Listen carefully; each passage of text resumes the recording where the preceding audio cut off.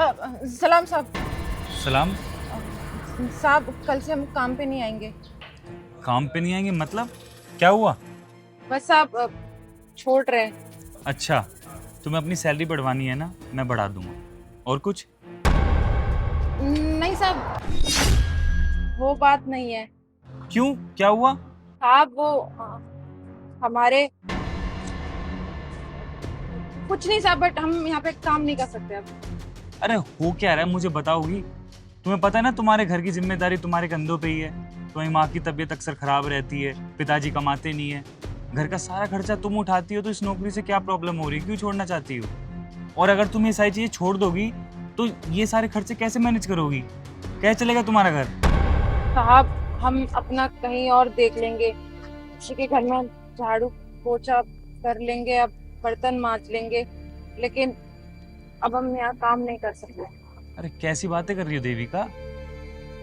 दूसरी जगह जाकर तुम झाड़ू पोछा करने के लिए तैयार हो, लेकिन यहाँ पर तुम्हारी इतनी अच्छी जॉब है सिक्योरिटी गार्ड की, ये करने के लिए तुम्हें दिक्कत हो रही है। अरे अगर कोई बातचीत हुई है, किसी ने कुछ तुमसे कहा हो तो मुझे बताओ, मैं देखूंगा हुआ क्या है यहाँ पे, बताओ तो। किसी ने तुम्हें कुछ बोला? साहब हम आपके यहाँ पिछले 1.5 साल से काम कर रहे हैं और आपने हमें कभी भी किसी चीज़ की कमी महसूस नहीं होने दी। हमेशा अपनी फैमिली की तरह ट्रीट करा और आपने हमारी सैलरी टाइम पे भी दी। लेकिन एक बात है जो आपको बतानी है। क्या बात है, बताओ मुझे। वो आपके छोटे भाई है ना। क्या करा मेरे छोटे भाई ने, बताना। सलाम साहब। सलाम। क्या तुम शादीशुदा हो? नहीं साहब, मैं शादीशुदा नहीं हूँ। अच्छा, तो तुम्हारा बॉयफ्रेंड भी नहीं होगा फिर तो? नहीं साहब, मेरा कोई बॉयफ्रेंड भी नहीं है साहब, पर ये मेरी निजी ज़िंदगी है। मेरी ज़िंदगी में कौन है कौन नहीं ये सब आप क्यों पूछ रहे हैं? मैं क्यों पूछ रहा हूँ, तुम मुझे जानती है ना। देखिए साहब, आप प्लीज़ अभी के अभी यहाँ से चले जाइए। अगर किसी ने देख लिया ना तो खाम खाम बदनामी हो जाएगी। अच्छा, तू एक काम कर, मेरी गर्लफ्रेंड बन जा। आप ये कैसी बात कर रहे हो? आप बड़े मालिक के भाई हो और मैं तो यहाँ पर मामूली सी नौकरी करती हूँ। आप प्लीज चले जाइए ना साहब, मेरी नौकरी चली जाएगी। मुझे पता तू मुझे छुप छुप के देखती है, तू मुझसे प्यार करती है। साहब मैं कोई आपको देखती व्यक्ति नहीं हूँ, मैं बस अपनी यहाँ नौकरी करने आती हूँ। मैं सुबह अपनी नौकरी करती हूँ और शाम को घर चली जाती हूँ।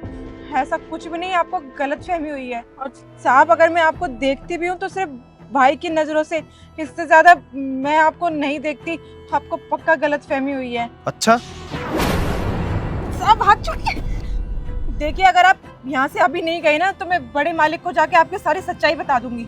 तू मुझे जानती नहीं है, मैं इस कंपनी के ओनर का छोटा भाई हूँ। 1 मिनट में तेरी नौकरी खा जाऊंगा।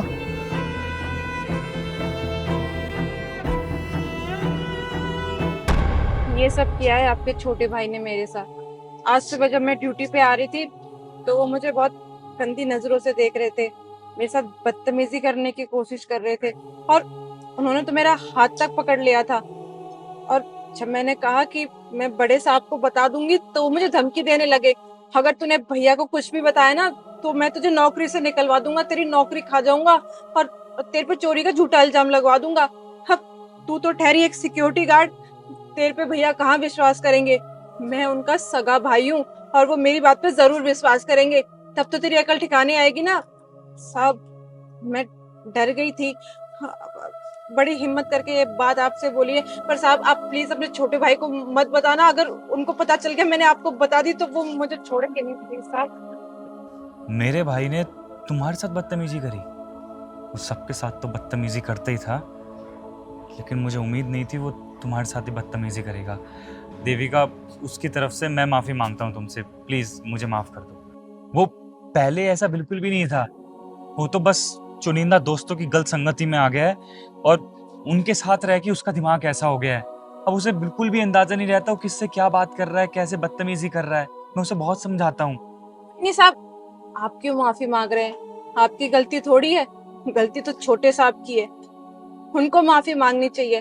और आप माफी मांग के ना मुझे शर्मिंदा कर रहे हो साहब। उसे मेरी किसी भी चीज से मतलब नहीं है, मैं उसे कितना ही समझा लूं, कितना ही बता दूं, कुछ नहीं कर रहा है वो आजकल।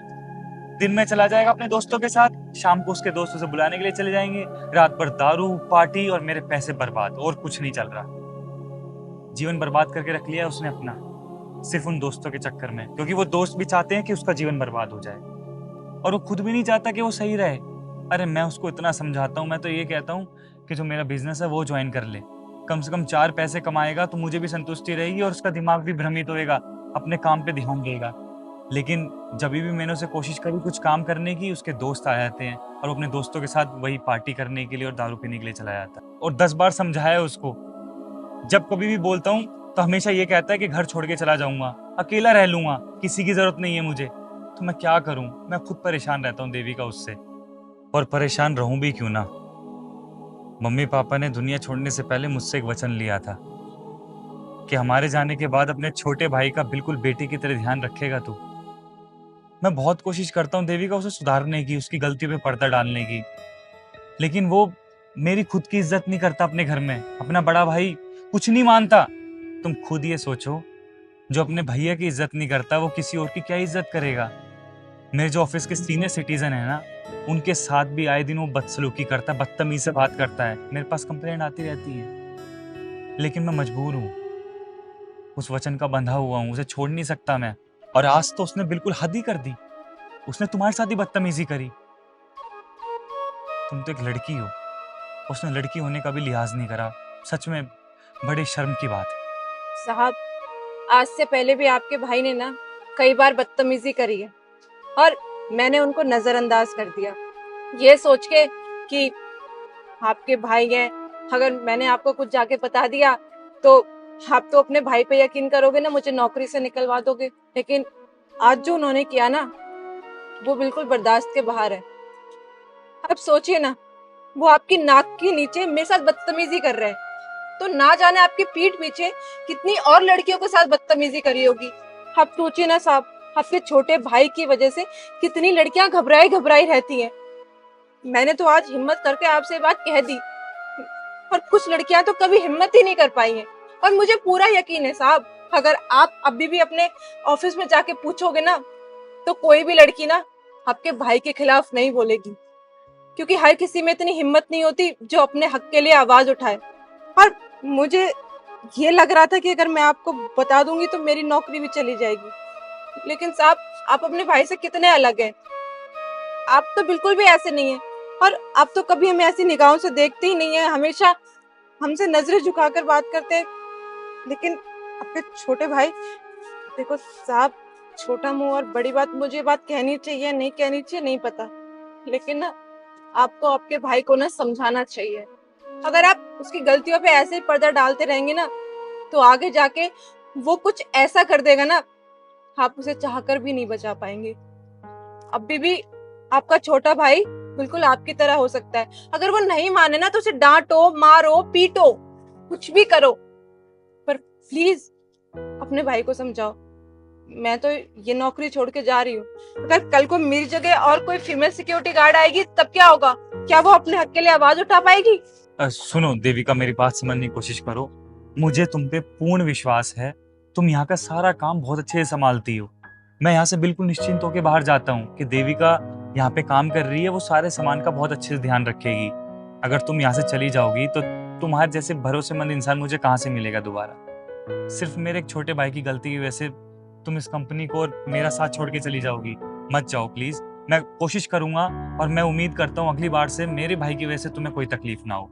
प्लीज मत जाओ। देखो तुम मेरी बात सुनो, मैं एक काम करता हूँ, मैं तुम्हारा प्रमोशन कर देता हूँ, तुम एज अ सुपीरियर मैनेजर का काम करना, ये गार्ड की नौकरी छोड़ देना। तुम्हारा काम यही रहेगा कि यहाँ पे जो भी चीजें होगी उसके ऊपर देखरेख तुम करा करोगी।